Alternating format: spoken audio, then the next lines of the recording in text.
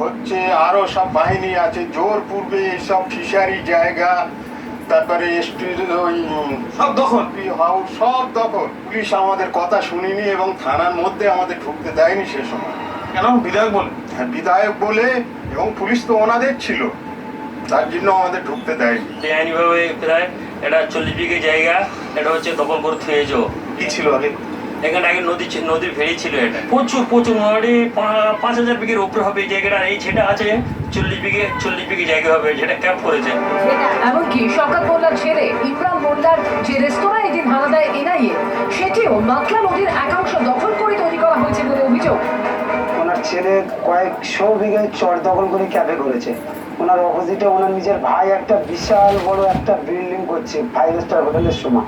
এখানে প্রায় 63 বিঘের জমির উপরে অনেক টাকা সম্পত্তি শওকত মোল্লার স্ত্রী বানু মোল্লা নিজে বিক্রি করেছে। সম্পূর্ণ এর জন্য দায়ী শওকত মোল্লা এবং শওকত মোল্লার ঘনিষ্ঠরাও, শওকত মোল্লার স্ত্রীও। পুরো খালটা বন্ধ করে রেস্টুরেন্ট তৈরি হয়েছে, যা ইচ্ছা করেছেন। কোনটা আমি মস্তানি, আমি থাকি যেখানে উনি দাঁড়িয়েছিলেন ভোটে ভাঙড়ের মধ্যে।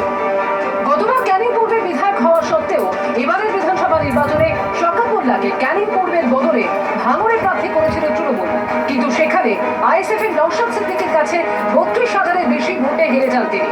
রাজ্যে ভরাডুবি হয়েছে তৃণমূলেরও, ক্ষমতা এসেছে বিজেপি।